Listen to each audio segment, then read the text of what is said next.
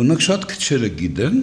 որ ես ինքս աջակցում էի Ղարաբաղ կոմիտեին, Չարենցավանի Ղարաբաղ կոմիտեին, նրանց միտինգները կազմակերպելու հարցում։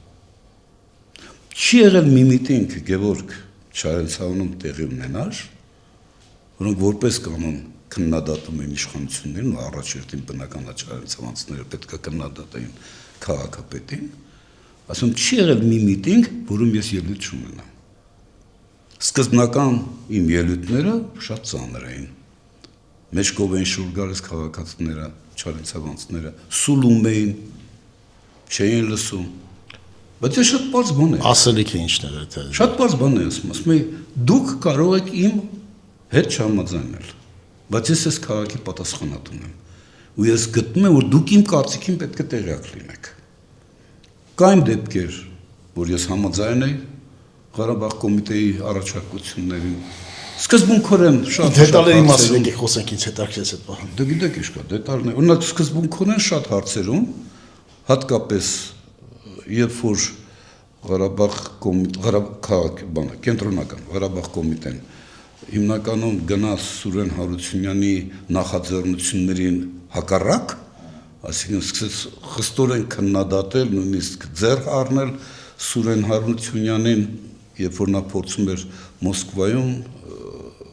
կամ Կենտկոմում կամ ասում թե այլ կենտրոնական մարմիններում, ատյաններում փորձում էր այդ ու անդերձ ես կարծում եմ բավականին հմուտ, ես այդ կարծիքին եմ, բավականին հմուտ փորձում էր Ղարաբաղյան թեմատիկան զարգացնել։ Իհարկե, տարբերվում էր նրա ընկալումներն ու մոտեցումները, հաշվի առնելով կենտրոնական իշխանությունների ազդեցությունն այդ գործընթացների վրա, Ղարաբաղ կոմիտեի պահանջներից իհարկե տարբերվում էր, բայց ասել, որ նա ըստ էության փորձում էր դավաճանել Ղարաբաղյան շարժմանը, փորձում էր անտեսել կամ գոնե բացասական զարգացումների հուն բերել Ղարաբաղյան այդ ամբողջ, ես այդ կարծիքին չեմ եղել։ Օրինակ ես այդտեղ իրանց հետ համաձայն չեմ։ Երբ որ Լևոն Տեր-Պետրոսյանը ընտրվում է Գերագույն խորհրդի նախագահ, ենթադրում դուք Վլադիմիր Մովսիսյանին էիք ձայն տալիս, թե այդպես չէր։ Այո,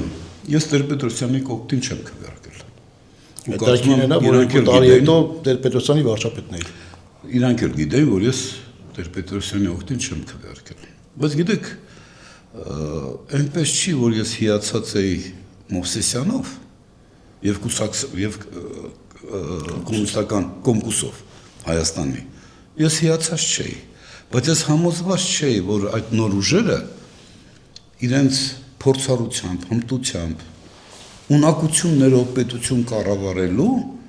կարող են այդ բեռը արդյունավետ կամ այդ բեռը տանել։ Ես դրանում կասկածում էի։ Հետևաբար իմ վերաբերմունքը հենց այդպիսին էր։ Ես իդեպ այդ ընտրությունների ժամանակ եթե իմ շուտություն չդավաճան նույնիսկ ելույթ եմ ունեցել։ Նույնիսկ ես կարող սխալվում եմ հիմա։ Բայց ինչևէ, ես Տեր-Պետրոսյանին չեմ քվեարկել, բայց կար մի հանգամանք, որի հետ ես իրականում ակնհայտ էր, չէ՞ որ հայոց համազգային շարժումը իրականում մեծ աջակցություն ուներ հանրության, ժողովրդի շրջանում, ակնհայտ էր։ Ակնհայտ էր, որ շատ բաներ, որի մասին նրանք խոսում էին, հովանավորչություն, կարշարակերություն, պաշտոնյայի իշխանավորի ամբարտավան կեցվածք, եթե ես պաշտոնյա եմ, ապա իրավունք ունեմ, այս ամեն ինչի մասին իրենք որ խոսում էին, դատարկ տեղը չէին ասում, սա իրավամբ այդպես էր, դա խորհրդային համակարգի իր բոլոր դրական կողմերով հանդերձ այն արատներն էին, որոնք ինստիտուցիոնալ բնույթ էին կրում եւ թվում էր այս նոր ուժերը, որ եկան իշխանության, չունենալով այդ բեռը նախկինի, հա, եւ ինչ որ մտեղ պատասխանատու չլինելով այդ ամենի համար, միգուցե կփորձեն, հա, անկամաց աշճանաբար հանրային կյանքը առողջացնել, այսինքն հանրային կյանքը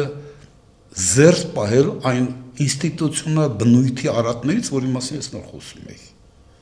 Ինձ մոտ կար այդպիսի վստահություն, սկսում էր ձևավորվել։ Օրինակ,